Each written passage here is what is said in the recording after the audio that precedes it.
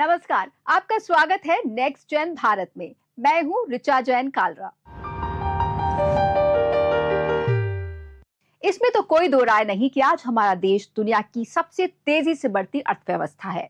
इस तेजी में ब्लू इकोनॉमी की हिस्सेदारी हर साल बढ़ रही है। बीते 10 सालों में हमारे पोर्ट्स की संख्या दोगुनी हुई है। सी ट्रैफिक 200% बढ़ा है और इससे देश के अलग अलग हिस्सों में रोजगार के ज्यादा मौके तैयार हुए हैं, जिससे भविष्य में भारत के एक मैरीटाइम सुपर पावर बनने की राह तैयार हुई है। समुद्र की लहरों पर दौड़ती भारत की अर्थव्यवस्था अब नई दिशा ले रही है। ब्लू इकोनॉमी के तहत सरकार और निजी कंपनियां मिलकर स्मार्ट हाईटेक बंदरगाह विकसित कर रही हैं। जहां कभी जहाजों को घंटों इंतजार करना पड़ता था, आज एआई, सेंसर और ऑटोमेटेड क्रेन्स मिनटों में काम पूरा कर रहे हैं। भारत का लगभग 95% व्यापार मात्रा के आधार पर और 70% मूल्य के आधार पर समुद्री मार्ग से होता है। 7,517 किलोमीटर लंबी तटरेखा और 200 से अधिक बंदरगाह देश की आर्थिक ताकत की रीढ़ हैं। ब्लू इकोनॉमी अब सिर्फ व्यापार नहीं, रोजगार, तटीय विकास और हरित ऊर्जा को भी नई रफ्तार दे रही है। Our port capacity more than double in the last 10 years. Our vessel turnaround time reduced by 50%. Our seafarer grew by almost 200%. Our coastal cargo movement doubled during the last decades. Gujarat के कच्छ जिले में स्थित मुंद्रा पोर्ट भारत का सबसे बड़ा निजी वाणिज्यिक बंदरगाह है, जो आधुनिक पोर्ट डेवलपमेंट का बेहतरीन उदाहरण है। डीप ड्राफ्ट सुविधा, अत्याधुनिक टर्मिनल और स्वचालित लॉजिस्टिक्स के साथ ये वैश्विक व्यापार का प्रमुख हब बन चुका है, जो भारत की ब्लू इकोनॉमी और निर्यात क्षमता को नई गति देता है। देश के अन्य बंदरगाह भी अब टेक्नोलॉजी से ट्रांसफॉर्म हो रहे हैं, जिससे व्यापार और लॉजिस्टिक्स को नई रफ्तार मिली है। साधारण तट हाईटेक लॉजिस्टिक हब बन चुके हैं। कंट्रोल रूम से real time monitoring, automated cranes, drone और डिजिटल ट्रैकिंग के जरिए सुरक्षा और दक्षता कई गुना बढ़ गई है। Until few years back, this industry was run by rule of thumb. If there is this much cranes, this much trucks, this much people, and so on. I think all that is getting eliminated now. So the computers decide on what is the right mix of equipments that needs to come in. So that means that the person deciding also should have the knowledge of how to operate these things. So yes, so that also makes us think about the kind of people that we would want to employ. So younger people who are knowledgeable in some of these things, with some sort of experienced people. It's a balance that we have, but in the future it will be a little more younger, and that is how it is going to be. पिछले एक दशक में भारत का समुद्री क्षेत्र जबरदस्त transformation से गुजरा है। अब ये सिर्फ बंदरगाहों की कहानी नहीं, बल्कि इकोनॉमिक कनेक्टिविटी और लॉजिस्टिक्स पावर की नई पहचान है। मेजर पोर्ट्स ने अपनी क्षमता और कामकाज को इंटरनेशनल स्टैंडर्ड तक अपग्रेड किया है, जिससे देश के अंदर व्यापार की रफ्तार तेज हुई है और दुनिया में भारत की साख और मजबूत हुई है। आज बंदरगाह सिर्फ जहाजों का ठिकाना नहीं, बल्कि भारत को एक उभरती हुई मैरीटाइम सुपर पावर बनाने की नींव बन चुके हैं। हमें 3 सोर्सेज से इंफॉर्मेशन मिलती है जहाज के बारे में। पहला है आपका रेडार से हम इंफॉर्मेशन लेते हैं। दूसरा हो गया ऑटोमेटिक आइडेंटिफिकेशन सिस्टम, जो कि हर शिप अपना एक आइडेंटिटी, अपना स्पीड, अपना डायरेक्शन, ये सारी इंफॉर्मेशन ट्रांसमिट करता है एक VHF फ्रीक्वेंसी बेस्ड डिवाइस के थ्रू, और वो इंफॉर्मेशन भी इसके ऊपर एक लेयर के रूप में दिखाई देती है। इसके अलावा तीसरा जो हमारा जरिया है, फिर हमारे CCTV कैमराज जो हैं वो भी इसके साथ इंटीग्रेटेड हैं, तो हम विजुअली भी ट्रैक कर सकते हैं वेसल्स को। भारत की ब्लू इकोनॉमी अब सिर्फ संभावनाओं की नहीं, बल्कि प्रदर्शन की कहानी है। टेक्नोलॉजी, युवाओं की ताकत और पब्लिक प्राइवेट साझेदारी के दम पर देश के पोर्ट्स वैश्विक प्रतिस्पर्धा में नई पहचान बना रहे हैं। समुद्री ताकत के सहारे भारत आत्मनिर्भर, सक्षम और भविष्य का मैरीटाइम सुपर पावर बनने की दिशा में तेजी से आगे बढ़ रहा है।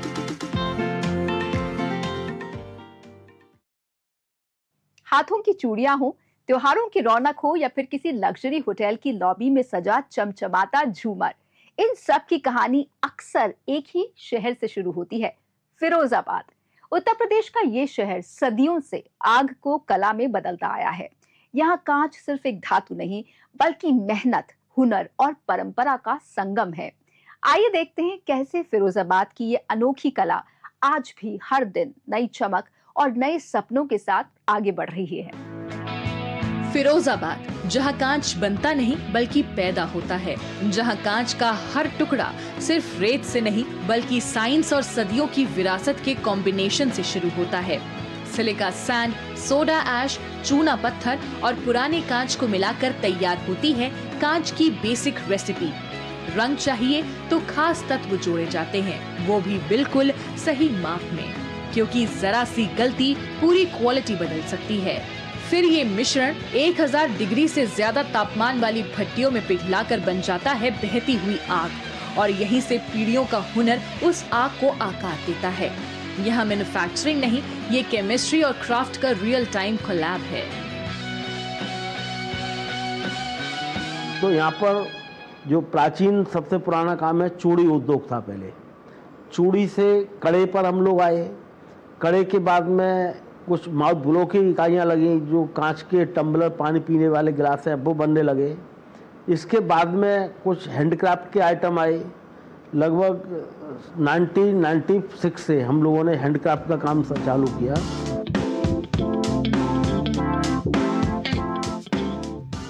भट्टी से निकलता है लाल गर्म कांच। कारीगर उसे लंबी लोहे की छड़ पर उठाते हैं जब वो अभी भी पिघला हुआ, चमकता हुआ और बेहद नाजुक होता है। कुछ ही सेकंड में उसे खींचकर पतली खोखली नलियों में बदला जाता है, जिन्हें यहाँ लच्छा कहा जाता है। चैलेंज, मोटाई हर जगह बराबर, थोड़ा सा फर्क और चूड़ी रिजेक्ट। इसके बाद शुरू होता है हैंडमेड स्वैग। नलियों को काटा जाता है, दोबारा गर्म किया जाता है, गोल आकार दिया जाता है और हाथों से जोड़ा जाता है। मशीनें हैं, लेकिन आखिरी भरोसा अब भी हाथों पर है। कांच में सबसे पहले चूड़ी शुरू हुई, उसके बाद कांच के कुछ हैंडीक्राफ्ट के आइटम, फ्लावर वाजेस, फिर धीमे धीमे कलर्ड ग्लास शुरू हुआ। कलर्ड ग्लास में भी धीमे धीमे 2 प्लाई, 3 प्लाई, मतलब fusion of 2 colours and 3 colours and up to 4 colours we started. Made in Firozabad और रीच ग्लोबल के साथ यहाँ के प्रोडक्ट लगभग 170 देशों में जाते हैं। करीब 60% निर्यात अमेरिका और 20 से 22% यूरोप के कई देशों में। हजारों यूनिट्स, लाखों लोगों की मेहनत। यहाँ ग्लास सिर्फ प्रोडक्ट नहीं, पूरी सिटी की लाइफलाइन है। अन्य जिले जैसे आगरा डिस्ट्रिक्ट है, मैनपुरी डिस्ट्रिक्ट है, एटा डिस्ट्रिक्ट है, यहाँ के लोग भी यहाँ काम करने के लिए आते हैं डेली बेसिस पर।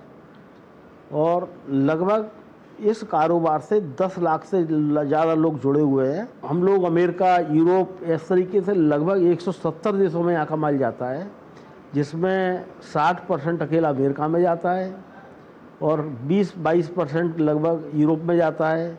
यूरोप की जितनी भी कंट्रियाँ हैं, लगभग 25 कंट्रियों में माल जाता है। बेहतर फ्यूल, बेहतर फिनिशिंग और डिजिटल कनेक्टिविटी ने फिरोजाबाद को ग्लोबल स्टैंडर्ड तक पहुंचा दिया है। जो कभी लोकल कारीगरी थी, आज इंटरनेशनल ब्रांड वैल्यू है। यहाँ पर इंडियन सबसे ज्यादा हैं। जैसे हम बात कर सकते हैं Canada, America, Fiji island, Malaysia, Singapore, Dubai, ये सबसे मेजर यहाँ के मार्केट हैं।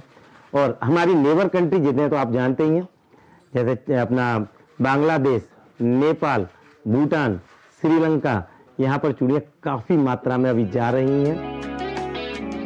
ये शहर अब भी हाथों के हुनर पर भरोसा करता है। यहाँ से सिर्फ कांच बाहर नहीं जाता, दुनिया तक पहुँचता है कॉन्फिडेंस, रोजगार और एक पूरे समुदाय का चमकता हुआ आत्मविश्वास।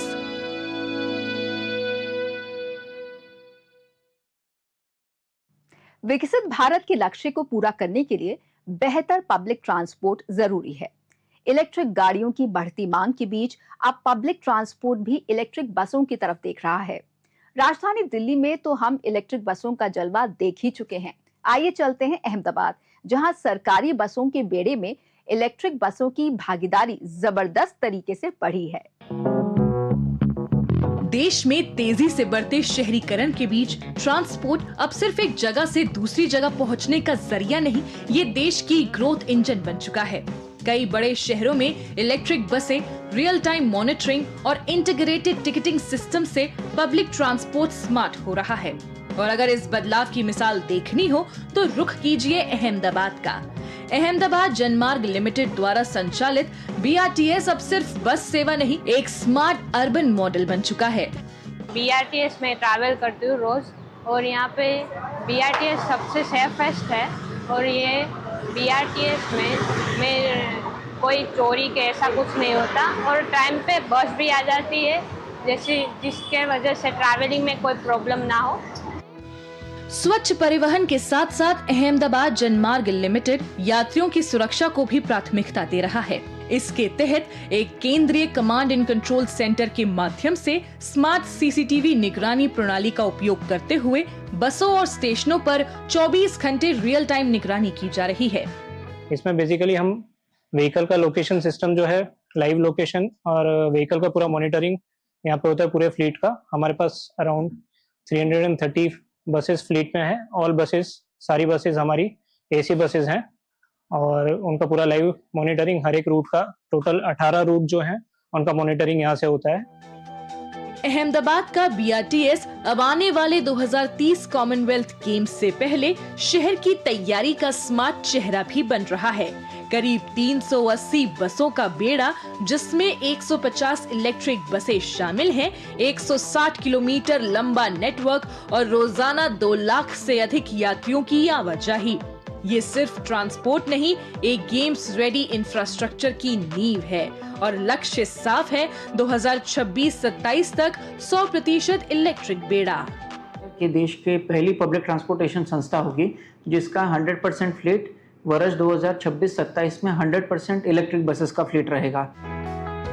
दिल्ली में इलेक्ट्रिक बसों का बेड़ा लगातार बढ़ रहा है। आधुनिक डिपो, डिजिटल टिकटिंग और लो एमिशन ट्रांसपोर्ट से प्रदूषण घटाने की दिशा में ठोस कदम उठाए जा रहे हैं।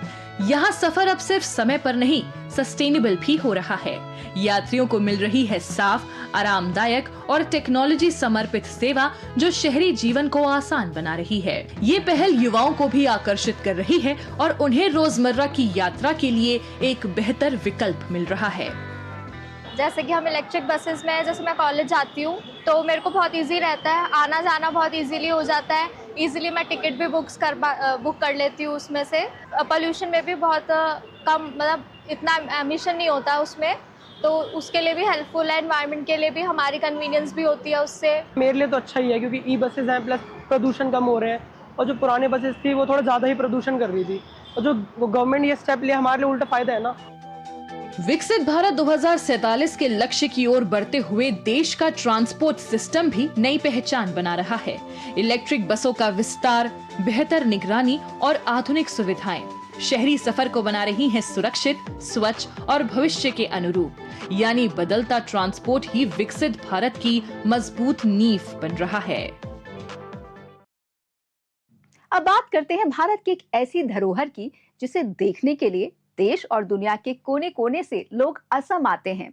ये हैं एक सींग वाले गैंडे। ये राज्य की पोवितोरा वाइल्ड लाइफ सैंक्चुरी की शान है। इन गैंडों को शिकारियों से बचाकर प्राकृतिक वाइल्ड लाइफ अनुभव दिया जाता है, जिससे एक सींग वाले गैंडों की आबादी में अच्छी खासी बढ़ोतरी हुई है।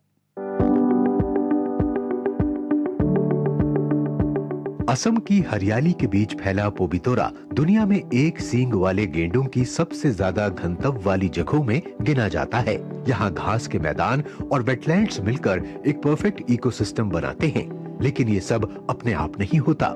यहाँ एंटी पोचिंग कैंप 24 घंटे एक्टिव रहते हैं। वनकर्मी लगातार गश्त करते हैं। मोबाइल पेट्रोलिंग वाहन चलते रहते हैं। गेंडे की सुरक्षा यहाँ एक ड्यूटी नहीं, मिशन है, ताकि अवैध शिकार रोका जा सके और गेंडों को हर खतरे से सुरक्षित रखा जा सके। साथ में उसके प्रोटेक्शन के लिए हम मतलब राउंड द क्लॉक हमारा ड्यूटी रहता है 24/7।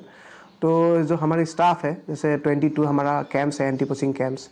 साथ में हमारे जो यहाँ के जो मोबाइल मतलब पेट्रोलिंग व्हीकल से जो हम पेट्रोलिंग करते हैं, तो वो दोनों मिल के हम उसका प्रोटेक्शन देते हैं। लेकिन संरक्षण सिर्फ बंदूक और गश्त तक सीमित नहीं, यहाँ साइंस भी है, प्लानिंग भी है। एक खास प्रक्रिया अपनाई जाती है, वीडिंग।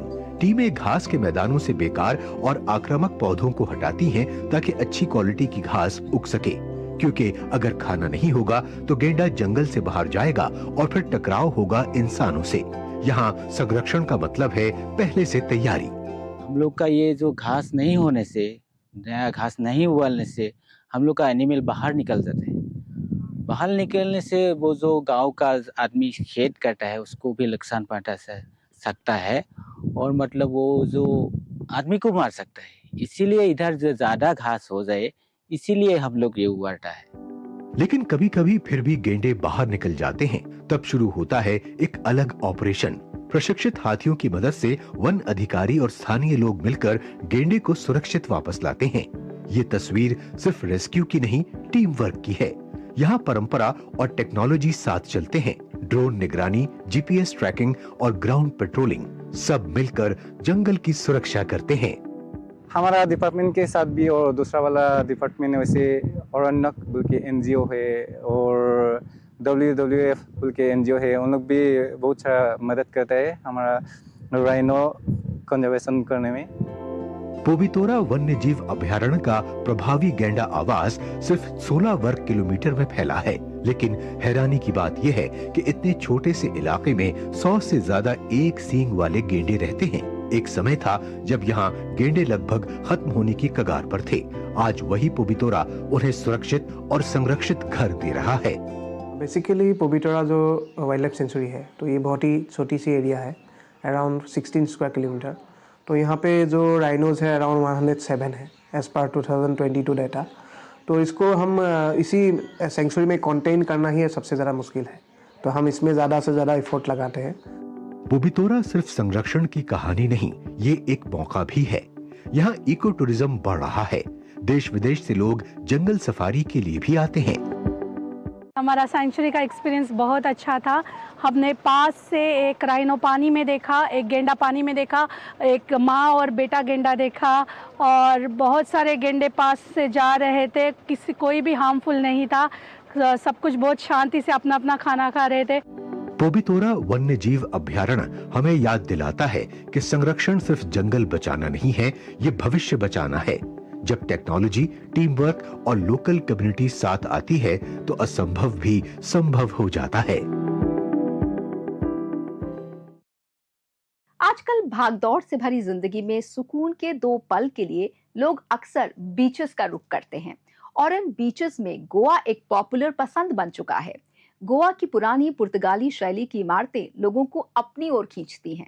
आइए आपको ले चलते हैं गोवा, जहां की शांति सैर सपाटे के लिए आए लोगों को काफी लुभाती है।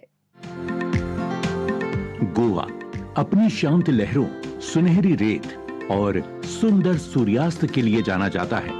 यहाँ का माहौल बिल्कुल समुद्र की तरह ही सुकून देने वाला है। पुर्तगाल के दौर का असर आज भी यहाँ साफ दिखाई देता है।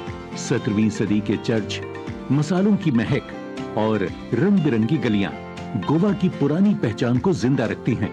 पणजी के लैटिन क्वार्टर में पीले और नीले रंग के पुराने घर आज भी पुरानी गोवा की याद दिलाते हैं। इसी इलाके में पंजिम इन है, जो 19वीं सदी की एक पुरानी हवेली है, जिसे बहुत सालों से संभाल कर रखा गया है। यहाँ का माहौल बहुत शांत और सुकून भरा है।